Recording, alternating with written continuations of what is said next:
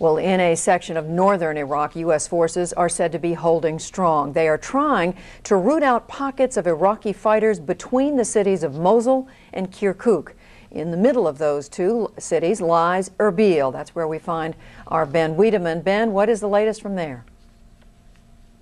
Well, Judy, the latest is that the city of Mosul, the largest city still under the control of forces loyal to Iraqi President Saddam Hussein, Mosul was very heavily bombed throughout the morning. We were in Kurdish trenches right about 25 miles to the east of Mosul this morning, and we heard some very heavy bombing of that city. Now, Al Jazeera, the Arabic satellite news channel, does have a live camera in that city, and they broadcast some very large explosions from that area. Now, according to Al Jazeera, those blasts were from, among other targets, an Iraqi army munitions depot that was hit there. And really what we've seen for the last 2 weeks, I'd say, is daily bombing of that city. Now, you also referred to U.S. forces that are gradually approaching the main highway that connects Mosul to the oil-rich region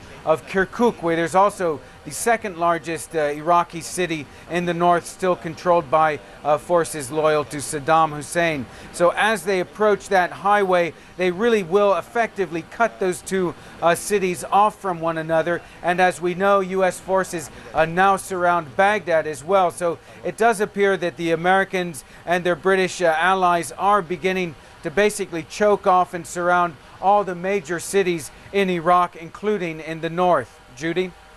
Ben, can you characterize the kind of resistance that they are running into there in the area right around Mosul? There is resistance. I'd say it's fairly strong. For instance, the area where we are, 25 miles east of Mosul, has been heavily bombed on a daily basis for quite some time. Despite that, the Iraqis are still there. Their artillery is still very much active. We were shelled several times during the morning from the Iraqi positions, despite this bombing. So they're there. Now, we do know that there appear to be no Republican guards in that area. We've learned that from several defectors or deserters from the Iraqi positions we've spoken to. So the resistance is still there. It's hard to say how coordinated it is, but still very much alive and able to respond to the airstrikes as well as the firing that's coming from the Kurdish forces as well. Judy? All right, CNN's Ben Wiedemann reporting from Erbil, as you were just hearing him describe a heavy coalition bombardment of the city, the critical city of Mosul in the north over the last day. And as he said, it has been going on for days. Wolf, back to you.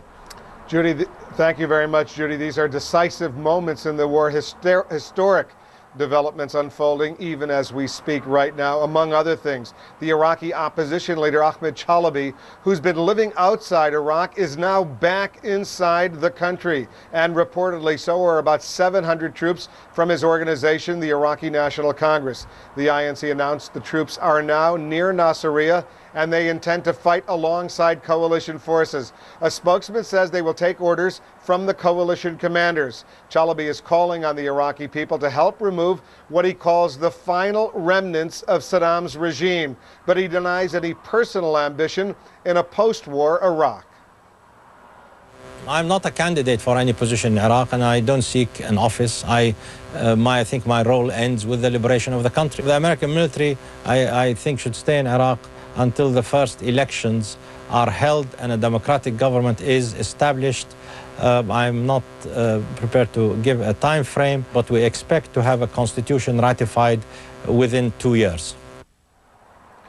U.S. officials have said that Chalabi and the INC will have a role in post-war Iraq, but it will be just one of many Iraqi groups, exile groups, opposition groups from within Iraq involved. President Bush is expected to arrive in Belfast, Northern Ireland this hour for a war summit with his staunchest ally, the British Prime Minister Tony Blair. The two men are divided over how big a role the United Nations should play in a post-war Iraq. CNN senior White House correspondent John King has already arrived in Belfast. He's joining me now live. When I say they're divided, John, how significant of a division is there between the President and the Prime Minister?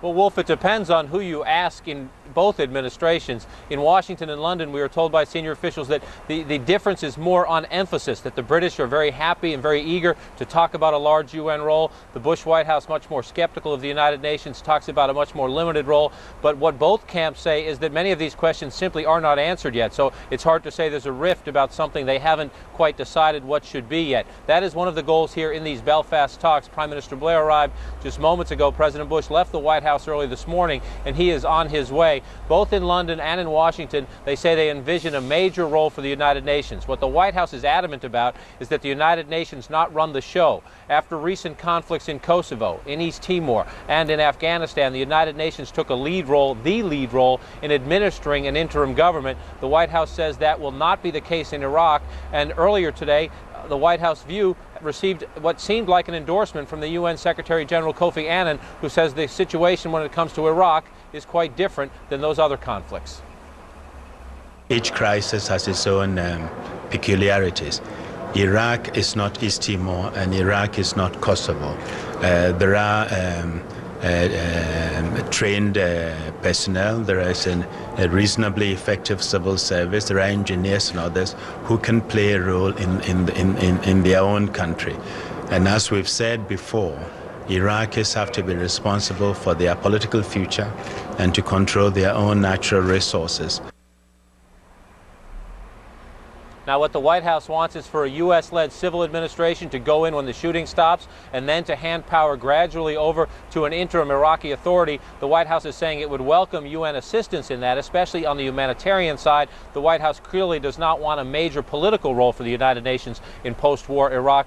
The British government has talked more openly of a larger consultative role, at least for the United Nations, so the two leaders here in Belfast will try to hash that out, although officials are telling us don't look for anything conclusive out of this summit, but hopefully the two leaders, they say, will come to a broad outline of what post-war Iraq, post-Saddam Iraq will look like and what subset role the United Nations would take in that. Wolf? John, there's also another element of the post-war strategy, especially important to Prime Minister Blair, but also important to President Bush, namely the so-called roadmap for Israeli-Palestinian peace negotiations to once again get off the ground. I understand that's going to be a significant item on the agenda in Northern Ireland as well. It is, because Prime Minister Blair believes, and many European leaders believe, that one way to calm down all the Arab opposition to this war, the opposition to the war across the Arab world, is for the United States to step forward quickly and prove that it is willing to push for peace between the Palestinians and the Israelis, and prove that the Bush administration is willing to pressure the Sharon government in Israel to make the concessions necessary to get the parties back on the path to peace. The White House says President Bush is prepared to do that, is prepared to lay the roadmap out. First, they say, though, they need to see proof that the new Palestinian Prime Minister gets his government up and running and has day-to-day management authority. White House officials saying the delays now are on the Palestinian side in getting that government up and running. Once it is up and running, the President promises to put out that roadmap for peace. And we know full well from British officials, Prime Minister Blair will press him here to keep that promise and to put the roadmap out as soon as possible. Wolf? John King in Belfast, Northern Ireland, getting ready for this important summit between the President and the Prime Minister. And by the way, within the next 10 minutes or so, we expect Air Force One to touch down in Belfast, Northern Ireland, carrying the President and his entourage. CNN, of course, will have live coverage of that. Also, this important note, you can expect to hear much more about all of today's developments at the Pentagon briefing. That's coming up right at the top of the hour. We expect to hear directly from the Defense Secretary, Donald Rumsfeld, as well as the Chairman of the Joint Chiefs of Staff, General Richard Myers. They'll be briefing reporters, answering their questions right at the top of the hour, 2 p.m. Eastern Time, and we'll, of course, have live coverage of that. Judy, we're standing by for a very, very busy afternoon. We sure are. That Pentagon briefing coming up in 45 minutes. Wolf, now we want to go to one of our correspondents who's been with us from the start of this war, Gary Tuchman. He has been at an air base very close to Iraq. Gary, tell us the latest from where you are. Well, Judy, one thing we want to tell you say we've been here since the start of the war, and since the start of the war, we've been reporting that we've been from an air base, a coalition air base near the Iraqi border. The Pentagon has given us authorization now to say that we're at a coalition air base in the nation of Kuwait. We can't tell you the name of the base or where it is in Kuwait, but we have been given authorization to tell you we're in Kuwait. So when you introduce us from now on, you could say we're at an air base in Kuwait. Now, the latest news from the Air Force has given us information to report.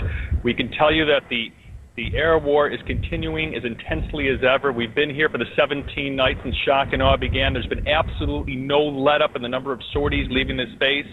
We are told that the air coverage over Baghdad, which began 2 nights ago, a 24-hour, 7-day-a-week air coverage over Baghdad, will only be expanded.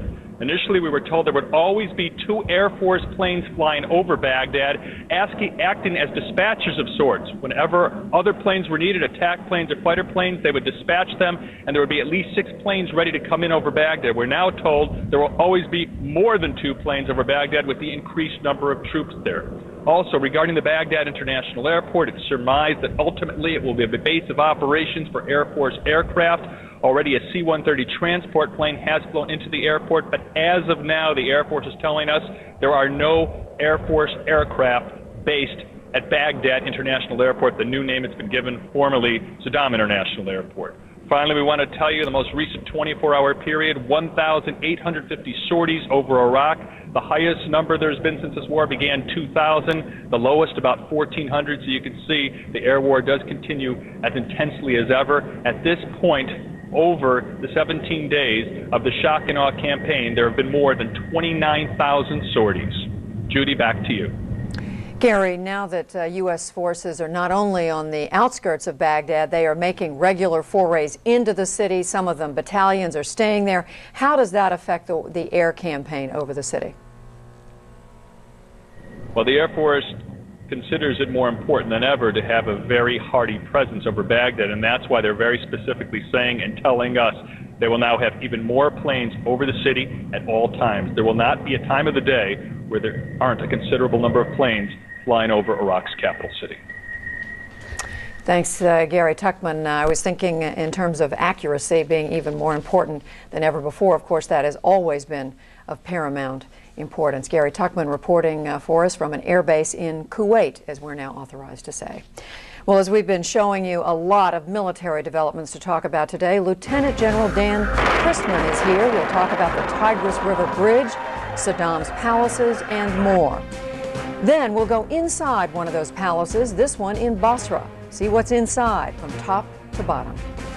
And later, one possible hiding place for Saddam Hussein, what his bunker might look like.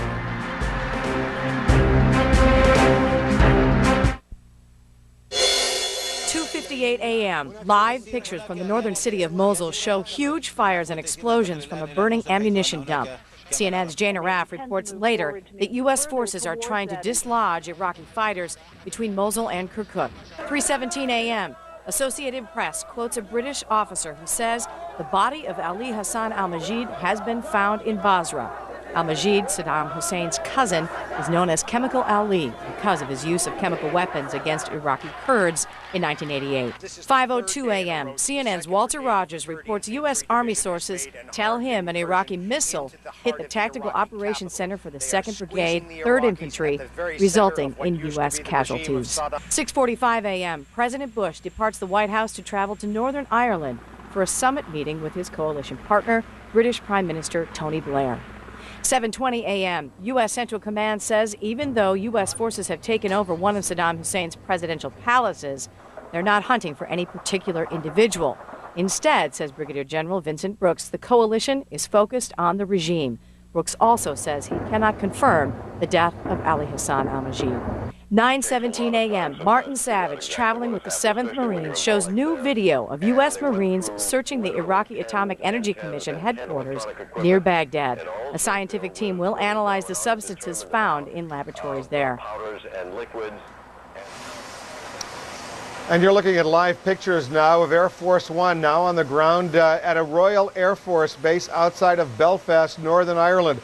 It's called Aldergrove, RAF Aldergrove. That's just outside Belfast. The President of the United States coming for a brief 2-day summit with the British Prime Minister Tony Blair. They'll be talking about a post-war Iraq, among other important subjects.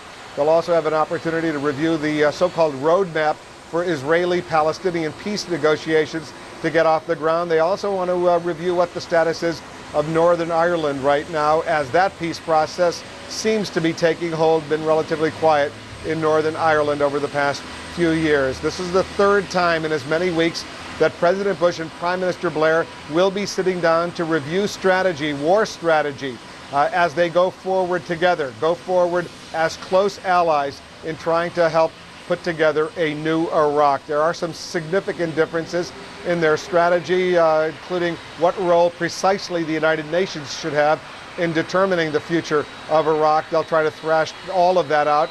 You're looking at this picture of Air Force One taxiing in on the tarmac, getting ready for the president. As we watch this picture of the Air Force One getting into this airport, I want to bring in our military analyst, General Dan Chrisman, to go over what's happening in Baghdad. Seems pretty far away from Belfast right now, General, but decisions that these two leaders make could have a significant impact on the future of Iraq. First of all, General, we'll keep this picture up of Air Force One. Talk to us a little bit about what you sense is happening on the streets of Baghdad right now. Wolf, it's clearly the final phase. It's clearly the end game which is unfolding right now. I think it's very significant, not only in Baghdad, but Basra itself. But you have coalition forces there in some strength. Apparently at least 3 battalions of the U.S. 3rd Division in Baghdad, 3 coalition assets, 3 huge battle groups in Basra itself, which the UK has there. What they've developed here, Wolf, over these last several weeks, indeed, is very clear and increasingly clear intelligence as to what the final remnants of the regime leadership are in terms of where they are embedded in these cities. And what they're doing is going in now very carefully, obviously some symbolic raids against palaces, but the more important presence is to go after what intelligence delivers, and that's where these key leaders are located.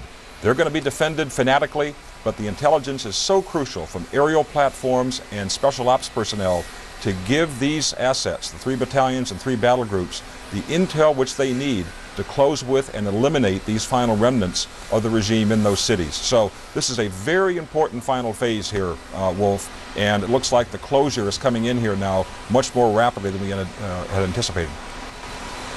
And as we continue to watch Air Force One now on the ground outside Belfast, Northern Ireland, we'll be watching President Bush emerge from that plane momentarily. We'll continue to have live coverage of that. General Chrisman, when Walter Rogers, our embedded reporter with the 307th Cavalry, says that 3 battalions of troops are now on the ground inside Baghdad itself and have taken up positions, they're going to spend the night there, presumably. How many soldiers are we talking about right now? Between 700 and 1,000. The task forces really, Wolf, are probably built around the M2 Bradley. That's the basic infantry fighting vehicle. It is the equipment of choice for a task force like this to go into Baghdad. Its cannon, its ability to emplace troops and fire through the firing ports in that Bradley vehicle, to take them in under protection. It's a very, very important piece of equipment. And so these are probably mechanized heavy task forces that have overhead some aerial platforms to provide direct support. I think it's significant, Wolf, that the degradation of the Iraqi air defenses has now allowed A-10s, Predators, U-2s, other assets to hover and loiter and provide the overhead protection to these task forces. But it's built around that mechanized infantry basis. And besides the Bradley, the most important asset is that individual infantry soldier himself. It's equipped with the kind of weapons that are really suitable for direct engagement in the cities. His rifle, a Dragon missile that can knock down doors and walls. It's a very, very powerful task force, and as the intelligence develops, is likely to grow here substantially as these days wear on. Well, assuming, General, that the Iraqis put up a fight, those Bradley, those armored personnel carriers, as well as the M1A1 Abrams battle tanks that are moving in and out of Baghdad, and the air cover that they have, the helicopters, the fixed-wing support, how vulnerable are they to existing Iraqi capabilities as far as your assessment is concerned?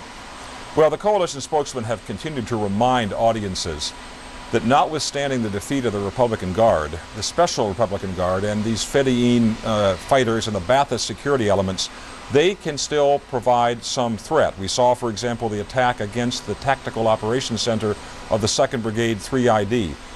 But in the future, Wolf, these direct fire engagements from the Iraqis who are remaining will not be with tanks and artillery systems and even heavy mortars. They're going to be with the smaller pieces of equipment, still lethal at close range. The Kalashnikovs, their RPGs, some shoulder-fired weapons that can go against armored vehicles. Those are the kinds of things that will be of immediate concern to the soldiers as they close with and destroy these remnants. That's the big issue right now. And of course, the key to take them out is to have the kind of recce and aerial surveillance plus special ops personnel. I can't emphasize too much how embedding the special ops personnel in this city there for some time can develop the kind of intelligence against these remaining nodes and eliminate them as the coalition closes with these final elements. I just want to remind our viewers, for those who may be just tuning in, this is Air Force One. It's touched down at this Royal Air Force base just outside Belfast. The president should be emerging through that door momentarily, walking down the steps to begin talks, serious talks with the British Prime Minister Tony Blair on the future of Iraq, a post-war Iraq. There he is, the President of the United States emerging from Air Force One. He'll be going over to begin his meetings with Prime Minister Blair. Not very fancy arrival ceremonies expected here at this RAF Alder Grove base in Northern Ireland. Symbolically, it's been important for the British Prime Minister especially to have this meeting in Northern Ireland. As many of our viewers remember, it's been the British Prime Minister who's been coming over to Washington in recent weeks to meet with the President. Now it's the President's turn to make the trip across the Atlantic to meet with the Prime Minister. There's Colin Powell, the Secretary of State, who's joined the President on this important mission. General Crispin, I'm going to wrap it up with you, and we'll talk a little bit later. Thanks very much for your expertise. Plenty to talk about. Judy, as we watch these pictures of the President, this is an important meeting for him. I think it's premature to say this is a sort of victory lap for him and the Prime Minister, but there's no doubt that the President is clearly happy the way this war is unfolding. That's right, and as we've been listening to our colleague John King, Wolf, too early to say a victory lap because there's still hard fighting to come in Baghdad, but overall the war is very much going the way the coalition would have wanted. Of course, they would have liked it to go faster, but it is very much falling in their direction. President Bush, they're meeting a small group of people, as Wolf said, not a fancy greeting ceremony. This is all business, you might say. President meeting with the British Prime Minister and others to talk about the end of this war as it comes to a close, and about what happens to Iraq after, as well as the Middle East and Northern Ireland issues. So a full agenda for the President, the Prime Minister, and the others who are meeting with them. As we watch these live pictures from Northern Ireland, President Bush shaking some hands. We're going to turn at the bottom of the hour to Heidi Collins for the headlines right now. Thank you, Judy. Coming up now at this hour, British forces make a front door entrance at a presidential palace in Basra. After rolling into Basra yesterday, the British are attempting to secure the city today. CNN's Diana Muriel reports the British fighters are spread too thin to even attempt to quell widespread looting.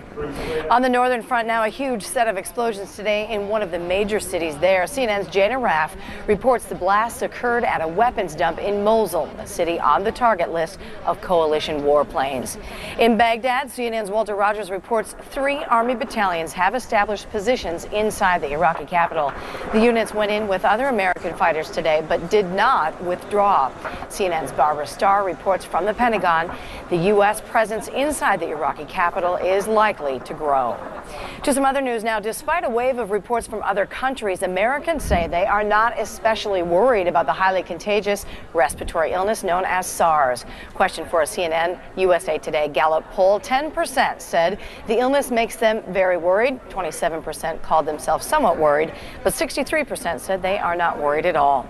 SARS has killed at least 100 people in Asia and Canada and has sickened more than 2,400 worldwide. Now, coming up next on CNN, from the Pentagon, Secretary of Defense Donald Rumsfeld updates us on the fighting on the front lines. We'll bring that briefing to you live. And what happens in Iraq after Saddam Hussein is out? It depends on who you talk to. We'll get the view from the State Department. And seeking out the enemy among civilians. CNN's Alessia Vinci, embedded with the Marines in central Iraq, brings us their experience. Our coverage of the war in Iraq continues now with Judy Woodruff in Washington.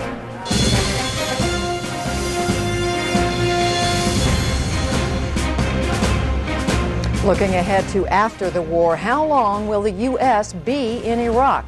And what type of government is ahead for the Iraqi people? Joining me now to talk about that is Joshua Moravcsik. He is a resident scholar at the American Enterprise Institute. His most recent book is Heaven on Earth, The Rise and Fall of Socialism. Mr. Moravcsik, thank you for being with us. Thanks for having me on.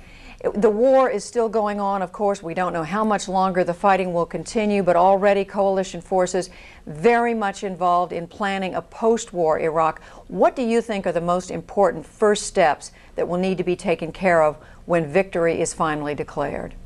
Well, the first steps are going to be just to provide security for Iraq. There's no longer going to be a government there, and we need to provide both internal and external security for the country, and then to make possible a rapid, large-scale introduction of humanitarian assistance for the population. And at what point, of course, there's a lot of speculation about a transition to democracy, turning Iraq from a government run by a dictator to one where the people have a voice. Are those kinds of concerns even going to be able to be dealt with in the early stages after the war?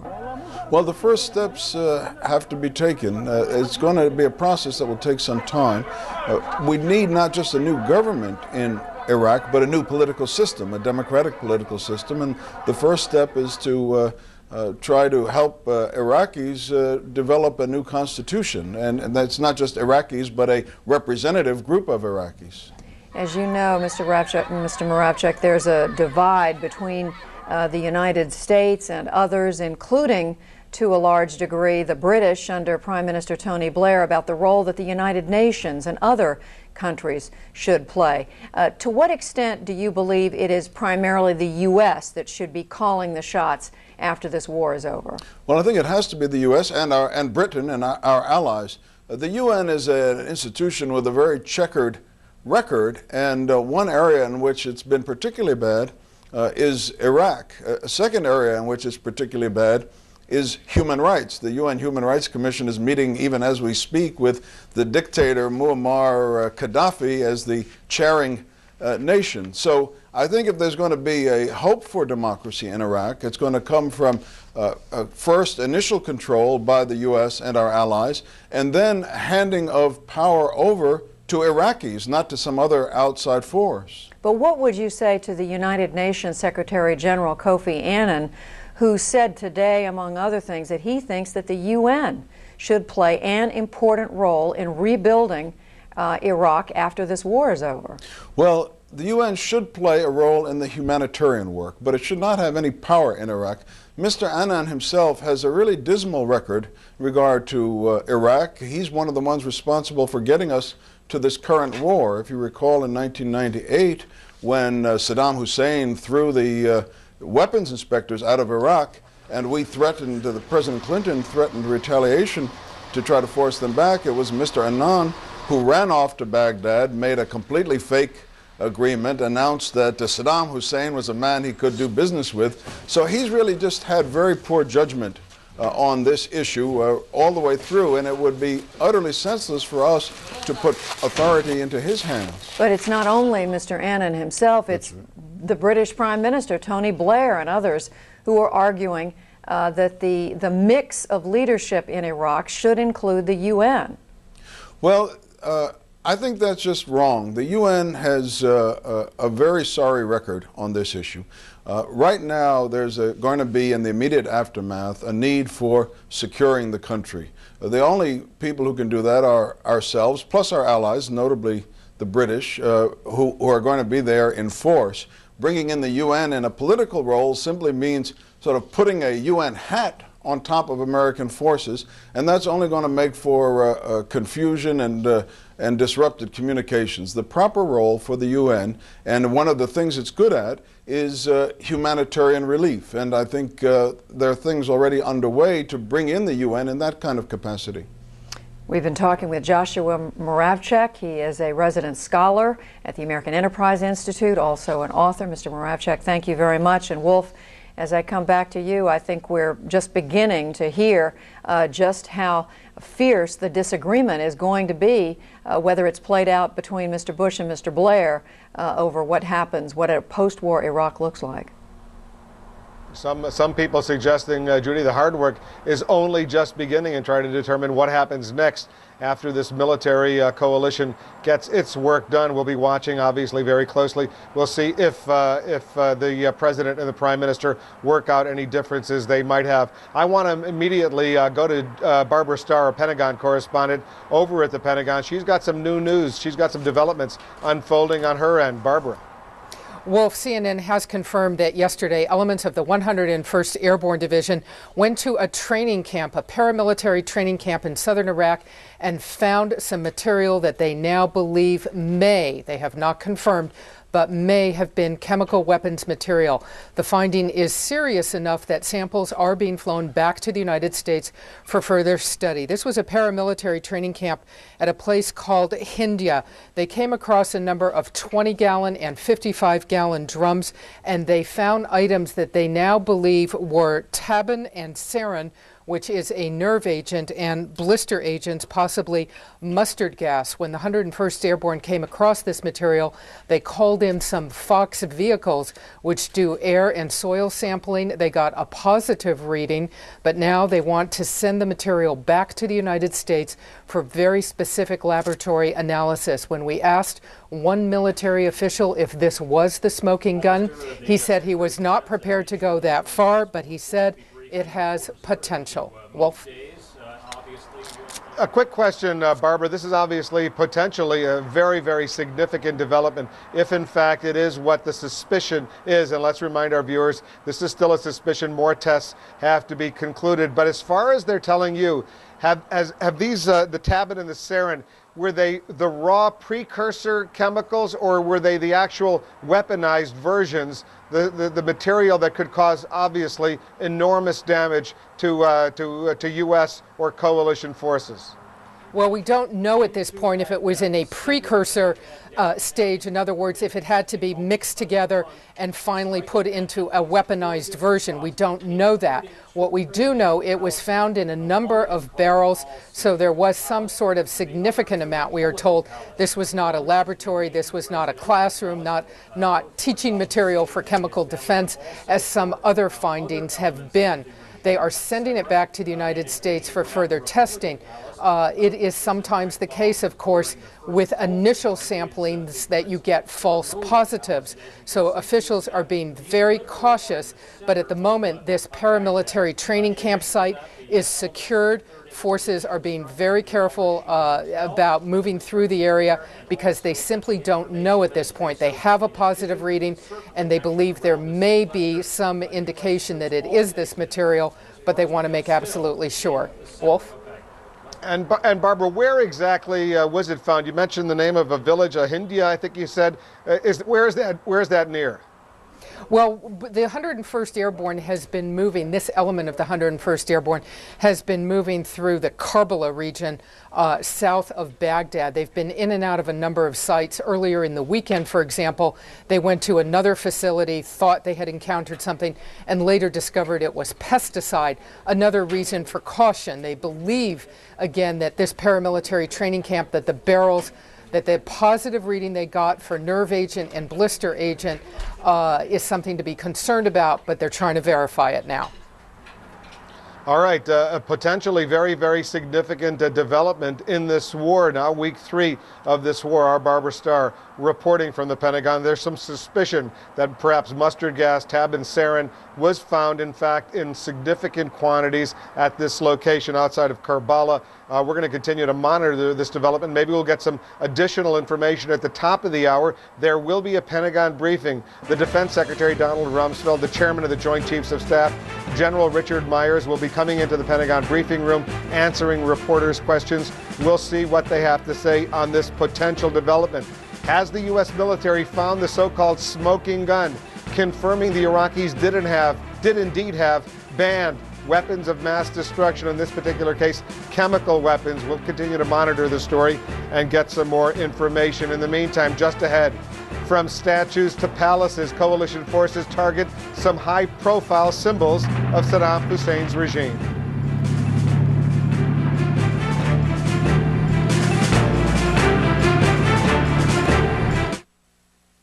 CNN, the most trusted name in news.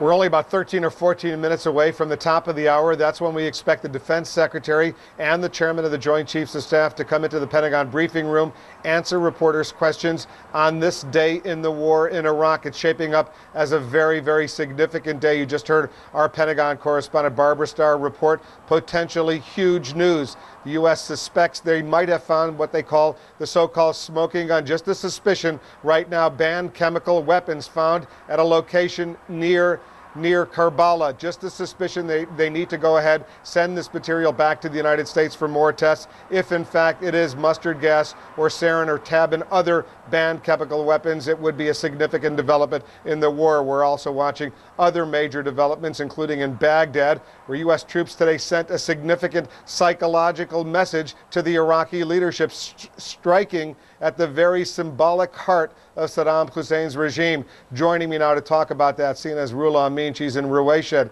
along the border with Iraq in Jordan. Rula, a significant development, symbolic, but there could be some practical military value for the U.S. establishing these positions right in the heart of Baghdad. Yes, Wolf, indeed. However, it also may indicate the start of a new battle and urban warfare in Baghdad. This may be the case. We do know that as it stands now, there is fierce fighting in the Iraqi capital. The main battle in this war is now being fought on the streets of Baghdad. Big explosions. Some are around the presidential compound and a Rashid Hotel, where most of the U.S. troops are positioned, and some are in some residential buildings, neighborhoods, like Al-Mansur neighborhood. In that neighborhood, residents say that a coalition missile had hit the neighborhood. 3 houses were demolished. A huge crater was seen there, indicating that a large missile or a large bomb had caused that damage. 9 people, we are told, have been killed. They belong to 2 families. Now, hospitals are overwhelmed. The Red Cross says dozens of wounded are reaching the hospitals. They expect more as the fighting continues between the Iraqi forces and the U.S. troops. Now, the troops, when they went in the morning, they did say there was some Iraqi resistance, but they were able to overcome it. And that was the message to the Iraqi residents of the capital. The regime is over, and there's no use now. There's no point in fighting. The Iraqi officials insist that is not the case. They are still in control. The Iraqi troops have been fighting. They have inflicted a serious damage among the U.S. troops, killing a number of soldiers and wounding others. The Minister of Information, Mohammed Saeed al-Suhaf, had this to say as he was standing in the Palestine Hotel just across the Tigris River, where the U.S. tanks and soldiers were standing by. They pushed few of their armored carriers and some tanks with their soldiers. We besieged them and we killed most of them, and I think we will finish them soon. My feelings, as usual, we will slaughter them all. Those invaders, their tombs will be here in Iraq.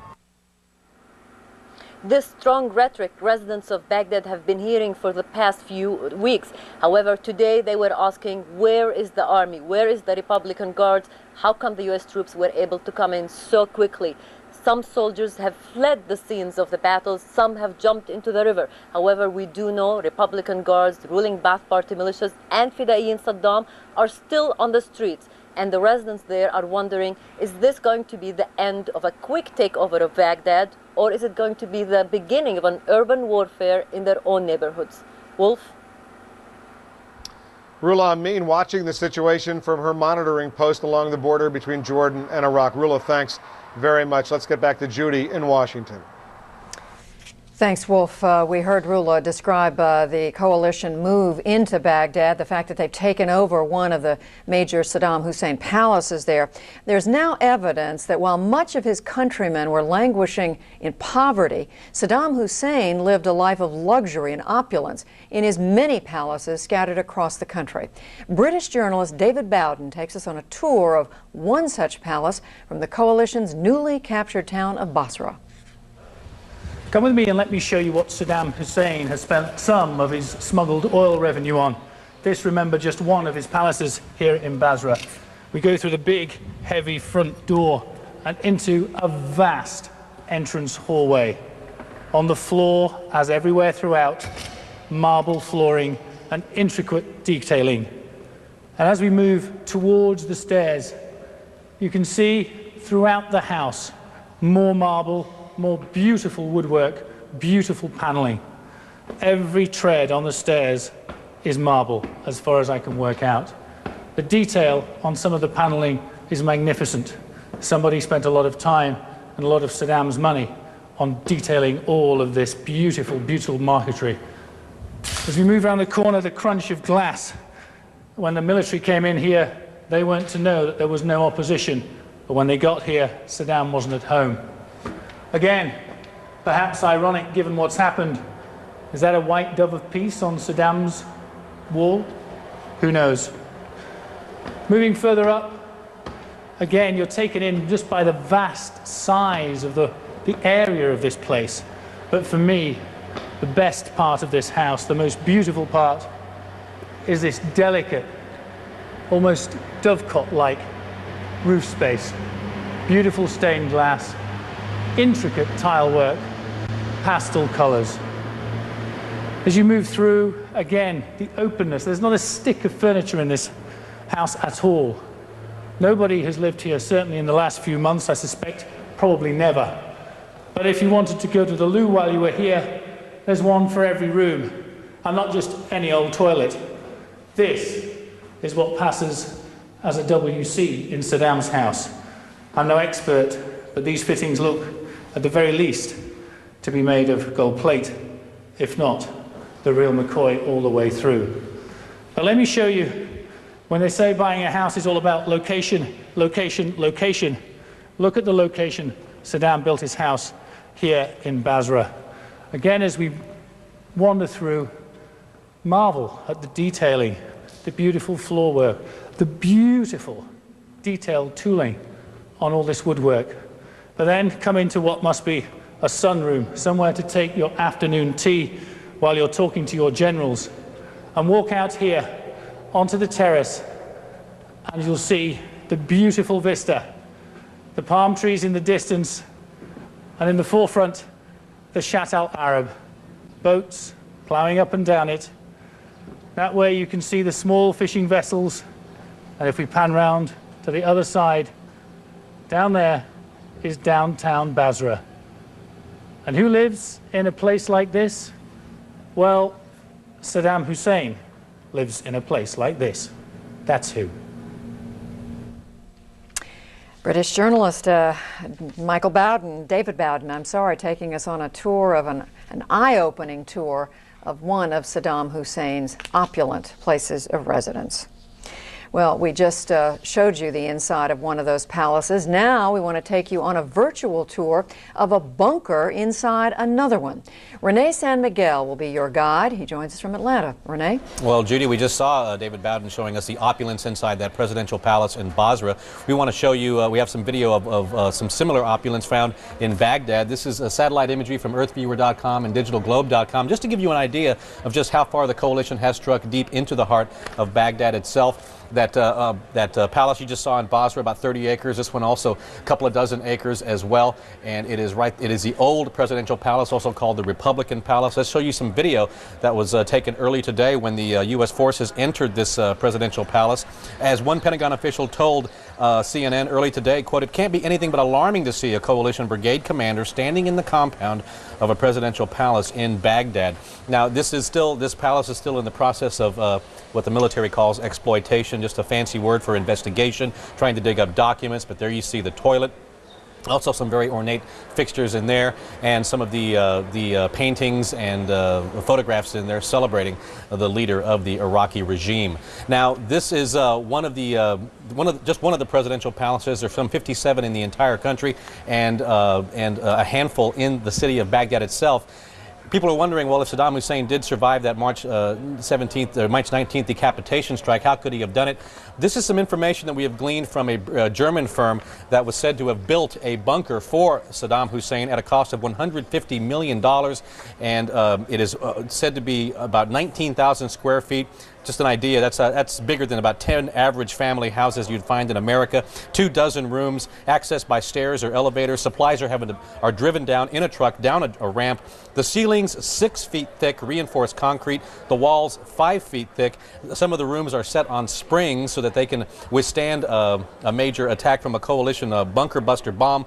One lead engineer for this project, for this German firm that built the bunker, told the Sunday Times of London the coalition would have to hit this site with Tomahawk cruise missiles 16 times at the same spot to get through. But as you know, since 1991, that's why the coalition developed the bunker busters, was to get through that kind of protection afforded by Saddam Hussein. Wolf, back to you. Renee San Miguel, thanks very much. Fascinating material, enough material to digest and to try to absorb. We're going to be learning a lot about these developments over the next several days. We're waiting for an important Pentagon briefing that's due to begin right at the top of the hour within the next few minutes. We're expecting to hear directly from the Defense Secretary and the Chairman of the Joint Chiefs of Staff. In the meantime, there's a developing breaking news story. We're covering the possibility that the U.S. military, the 101st Airborne in particular, may have found the so-called smoking guns, some chemical weapons, banned chemical weapons near Karbala. Terrence Taylor is a former UN weapons inspector. He's joining me now on the phone. Mr. Taylor, thanks as usual for joining us. Our Barbara Starr at the Pentagon saying that there is a deep suspicion that they found some significant quantities of sarin, tabin, this mustard gas, at this location near Karbala. I don't know if you heard a report, but what is your sense? How quickly would they know whether or not this is in fact chemical weaponry? Well, if it's a substantial amount and if it's in large drums, which I understand it might be, they could, I think, with field testing, find out pretty quickly. What has been difficult with other stories we had is just having small trace elements. But if it's a substantial quantity, we should find out. What I hear so far, that it's probably that it might be, I stress might, of course, be a kind of nerve agent, either sarin or taboon of that type, which is a lethal nerve agent, so-called, which we knew the Iraqis did have in their arsenal. There is another type of agent they have, which is mustard agent, which is a different kind of way it operates. It burns the skin very badly indeed, and of course burns the lungs if you inhale the vapor. So that's a different type of chemical warfare agent. And we should caution our viewers and let them know that there have been some false alarms over the past few days, other suspicions that perhaps some chemical weapons were found, only to discover they weren't banned chemical weapons at all. In this particular case, Mr. Taylor, Barbara Starr is reporting that they want to bring some samples back to the United States for some sophisticated testing. What does that suggest to you, that they have to test it back in the United States?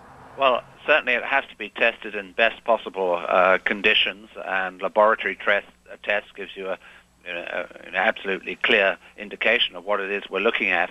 I think the international community has to be satisfied here, so I think it's particularly important to get the sampling right, get the testing right, and maybe, I don't know what the U.S. policy would be, but they would probably have to get others to test the samples as well. If they found this nerve agent, one of the nerve agents, and we're saying if because we don't know for sure, in these big drums in significant amounts, would that be the weaponized agent ready to go into an artillery shell or some sort of missile, or would they be the sort of step before the actual agent became weaponized? Well, if the story is correct, and you're right to introduce a lot of caution here, and it is indeed sarin or taboon nerve agent, then it is what we would call bulk agent, ready to be poured into munitions, which might be the 122 millimeter rockets, which you've heard about before, or artillery rounds, or other missile warheads. And I would expect the Iraqis to hold bulk stocks of agent like this in certain locations, and then they'd have to fill the rounds.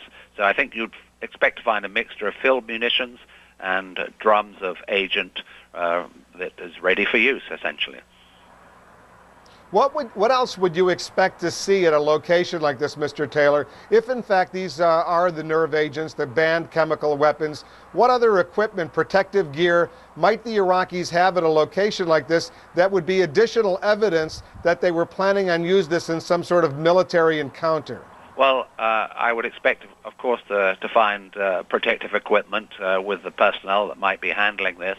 Whether that will be stored at the location or somewhere else, it's hard to tell. There might also be what one might call filling frames or apparatus for filling munitions. If you're going to fill an aerial delivered bomb, for example, you need to hold the ammunition in a filling frame and then fill the agent or fill the warhead. So there's various bits of paraphernalia that you would need to fill the munitions. But I think one has to be careful about that, because I would suspect the Iraqis would hold the bulk agent probably at a variety of locations and the munitions at separate locations. So I think this is a tough one to call just at the moment.